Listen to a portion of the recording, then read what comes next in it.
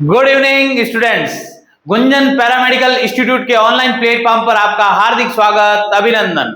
अपना टॉपिक चल रहा है नर्वस सिस्टम, और नर्वस सिस्टम के अंदर आपको मैंने कल क्लासिफिकेशन करवाया था। क्लासिफिकेशन में आपको बताया था नर्वस सिस्टम को तीन पार्ट में बांटा गया है।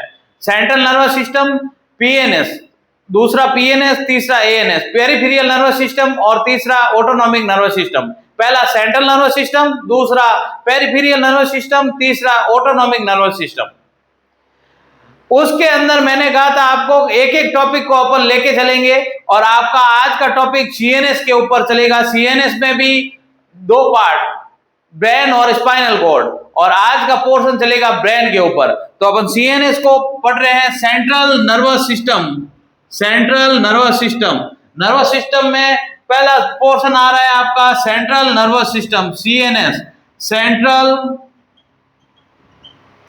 Nervous system. और इसके अंदर नर्वस सिस्टम में पहला पोर्शन सेंट्रल नर्वस सिस्टम, इसमें आपको दो भागों में बांटा गया था। एक बताया था आपको ब्रेन, और दूसरा बताया था मैंने स्पाइनल कॉर्ड।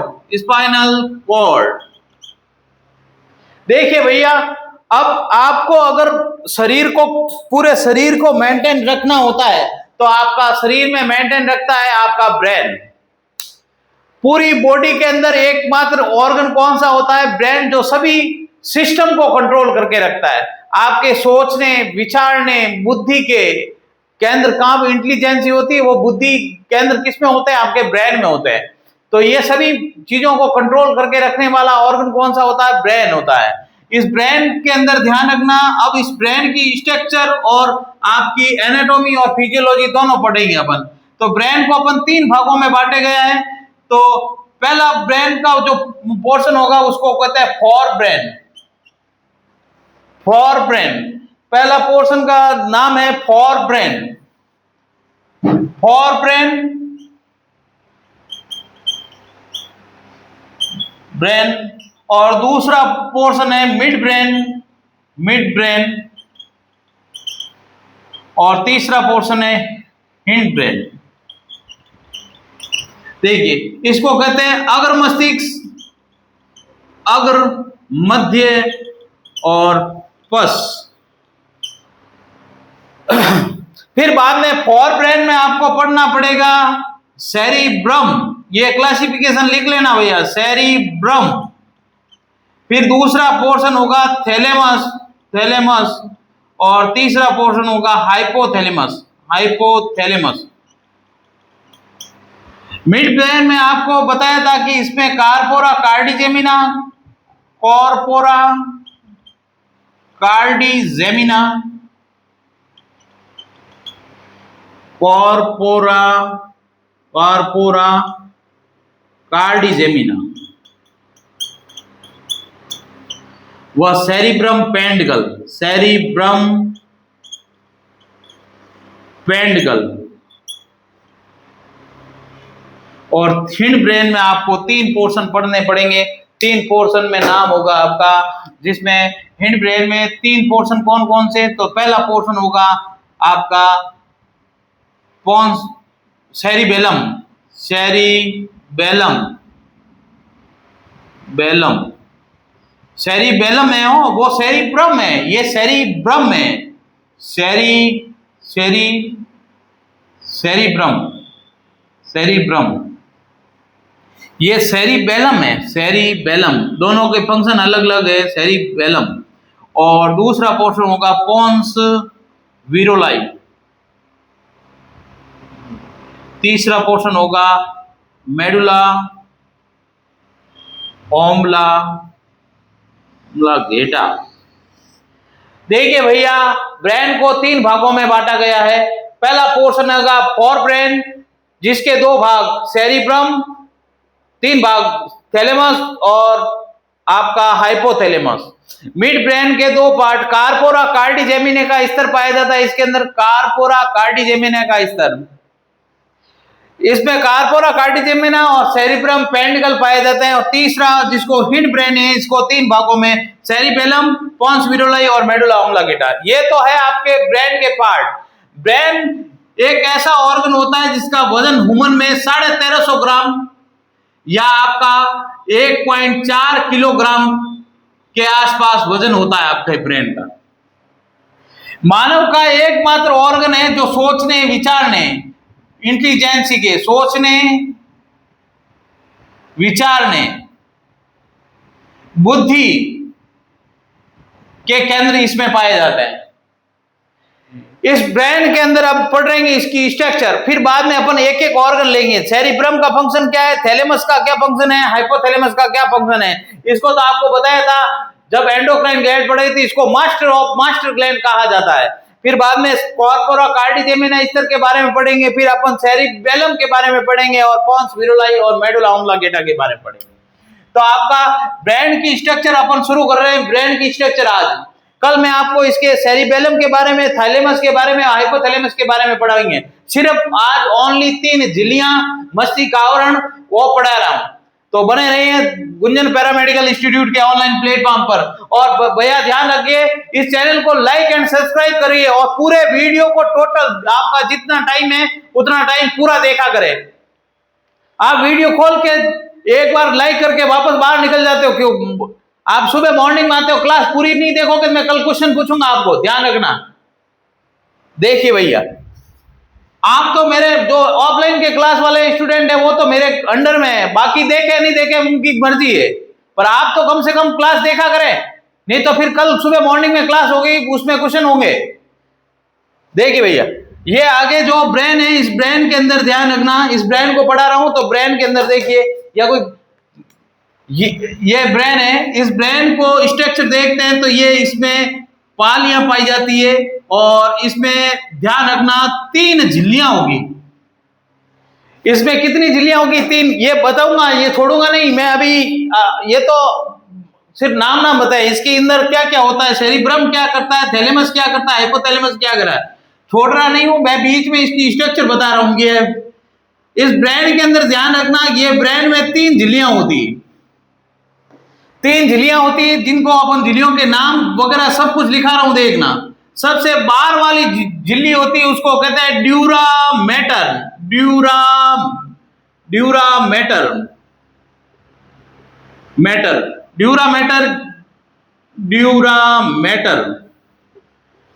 ड्यूरामेटर सबसे बाहर वाली झिल्ली। और ध्यान रखना, ये सबसे बाहरी झिल्ली और सबसे मजबूत झिल्ली होती है। सबसे कठोर झिल्ली, ब्रेन की सबसे कठोर झिल्ली ड्यूरामेटर, सबसे बाहर की तरफ पाई जाने वाली ड्यूरामेटर। और इसके अंदर ध्यान रखना, ये तंतुमय संयोजी ऊतकों से बनी होती है। इसके पश्चात जो झिल्ली आती है उसको कहते हैं ड्यूरामेटर, पायरामेटर।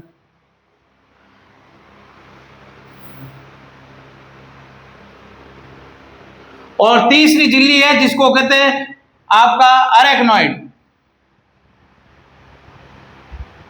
आज बहुत कम टाइम की क्लास होगी आपकी, थोड़ी रीजन ये है कि मेरे को कहीं टेक्निकल इशू है और वो कुछ काम में जाना है, तो उस वजह से थोड़ा। तो देखिए, ड्यूरामेटर, पायरामेटर और अरेक्नॉइड, ये 3 झिल्लियां होती है। इन 3 झिल्लियों के अंदर एक द्रव्य भरा रहता है।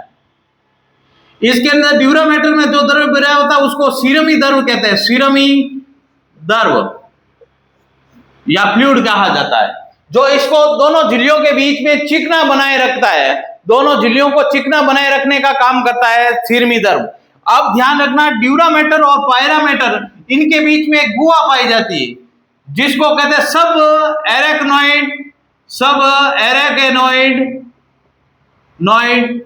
कैविटी या गुहा कहते हैं, कैविटी, सब एरेक्नोइड गुहा या कैविटी, सब एरेक्नोइड